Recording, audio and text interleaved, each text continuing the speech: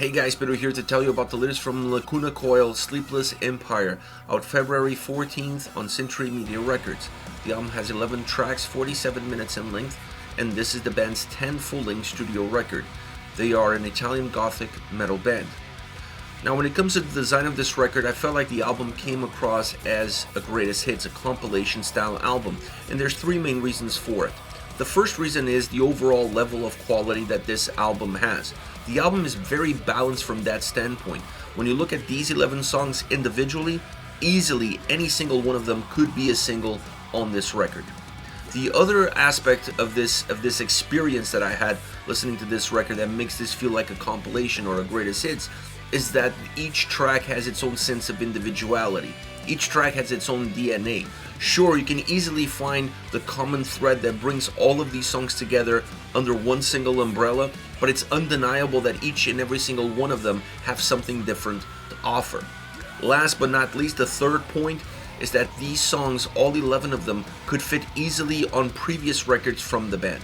You can pinpoint different songs on this album and then pinpoint albums where those songs could easily become a part of.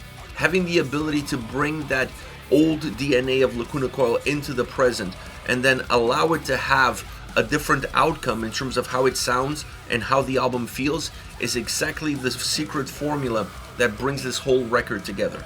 And now what's that? What are those elements that bring it all together, that give that new feel, new vibe to a record that has a lot of old school elements in it? I think it's the overall sense of darkness and the cinematic value that the sound offers throughout the entire record. Those two elements is what binds this record together, is what binds these songs together. It doesn't matter how unique each and every single song is. It doesn't matter the structure, the sound, where it takes you, the structure, the individual song structure. All of them feel very dark and all of them are very cinematic. This is a very nice way to create a balanced album, but with a lot of uniquenesses under it that create a more dynamic and a more fluid experience for the listener, making this a very engaging record from start all the way to the end. It's a big sounding record. I mean, anytime you talk about an album that feels cinematic, you're always going to see a record that has a lot of size. In this record, even though the sound has a lot of size, I really like what they did with the vocals because they allow the vocals to be in the forefront, almost separated from the sound, giving the record sonically even more of a soundtrack movie score style vibe because it sits in the background, it creates the mood, it paints the canvas, and then the vocals come in the forefront, almost like actors playing within a role that exists within this universe that was created. So the album has a lot of these unique characteristics to it that really sets it apart. Now when you look at the sound of this album, one of the reasons why the cinematic approach is there is because of the overall orchestrations that are included in this album, in this record, in its sound. The orchestrational side of the record is really important. It could stand on its own outside all of the other elements, and it really infuses itself into everything. More often than not, when you listen to this record, it almost becomes impossible to see where the drums are or where the guitars are taking you because all of them become the picture that this puzzle paints. It becomes a lot more about what the full picture of the record is than what the individual parts are doing. Now there are moments within songs and from song to song where the drums and guitars, for example, are allowed to kind of have their own freedom, their own space to breathe. When it comes to the guitars, for example, you're going to see that in the solos.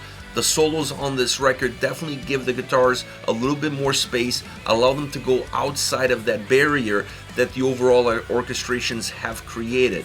When you look at the drums, there are sporadic moments throughout the record where the drums also have a little bit more room, infusing a little bit more heaviness, creating a little bit more impact, adding even more size to songs that already feel super cinematic with tons of volume and tons of depth. So it's a very interesting sonic record from this perspective because it allows the orchestrations to be a key fundamental piece of the record, standing on its own, working on its own, embracing all the other elements, and then creating this very interesting textured canvas where every single piece becomes less about the individuality and more about the collective. As far as the vocals are concerned, there are a couple of guest appearances. Blythe, Costello, those two are something unique. They have their own unique deliveries, and they add their own uniquenesses to the songs that they're in.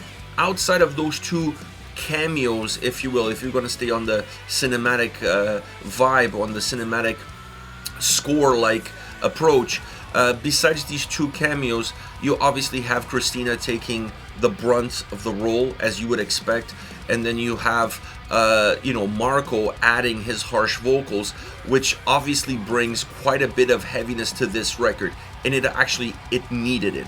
Because sound-wise, whenever you go cinematic, you always lose a little bit of the experience that heaviness could put in the forefront. You start to go really wide, you start to create a little bit more width within the sound. Even though the sound on this record has a lot of substance, you start to be taken back by the overall experience that's almost larger than life in certain songs, and you don't necessarily connect as deeply with the heavier side of the sound. So having his vocal performance throughout this record really reminds you of how heavy some songs are, not only from an overall sonic perspective, but also from a lyrical content point of view. And I feel like that's important to connect with that darker side of the album. Christina does it really well as well. She brings a more obviously melodic, melancholic vocal approach. There are some songs on this record where there's some electronic elements in her voice. All of this is to create a more vivid picture of what the tracks are all about, because the dark mood of this record exists in two different places. It exists in the lyrical content, and then it exists in the melody that the album has, both musically and vocally, and Christina is a huge part of that. Overall, you have a brand new record that sounds fresh, it sounds new, while still sounding like a classic Lacuna Coil album, and I think that's the best compliment I can give this album. As far as favorite songs are concerned, I want to start off with Scarecrow. I like this track because it felt like a metalcore song, and I was not expecting to hear Lacuna Coil putting together a metalcore style song, but this track has all the prototypical elements of a metalcore song. It has a very cool drum and guitar approach. It has almost a certain grooviness to it, a certain gentiness to it, if you will, and then the vocals really jump off the track. They jump off the track on every track, but on this one, the way they move and the dynamic that exists between the clean vocals and the harsh vocals adds to that overall metalcore feel that already exists in the sound. The chorus is super hooky, super catchy. It's a heavy track from a musical standpoint, and then you have the harsh vocals emphasizing that same heaviness. Christina's vocal delivery is very dynamic. You have the melodic side, you have some electronic elements coming into her voice, creating a very overall texture vocal performance. But when you put all of these pieces together, you have here a really interesting song that has a huge metalcore bass to it. Next track is I Wish You Were Dead. This is a more pop style track. I mean, this is a very interesting song because it's my favorite song on the record, and it's by far one of the least heavier songs of the album. Like I said, it has a very soft pop melody to it. It's super catchy. One of the catchiest, if not the catchiest chorus of the entire album is in this song. The synths really dominate the sound more than anything else. The drums and guitars add flair to the song. They add a little bit of substance. They make the song feel more metal, that is for sure. But it doesn't take anything away from that overall synth and from that overall melody that really has a pop origin at its core. I love the vocal layer, especially in the chorus, but I love how this whole song comes together. It absolutely nails it. Favorite track on the record, and funny enough, one of the softer, if not the softest song that this album has. Last but definitely not least, Sleep Paralysis. Now, it's a really interesting track because not only the lyrical content represents the title of the song itself, the way the track is put together, both musically and vocally, also makes you feel like you're having this out-of-body experience, like you're suffering from sleep paralysis, like you can't move, but you can see everything that's happening around you. And you see that in terms of how the vocal performance comes across. Using those electronic elements in Christina's voice really gives it this out-of-body feel experience in terms of how the vocals connect with the sound and how they feel in terms of their own texture. And then you have a very interesting song as well musically that feels very fluid, that feels very dynamic, that is very engaging from start all the way to the end. This is it, Lacuna Coil with Sleepless Empire, out February 14th on Century Media Records.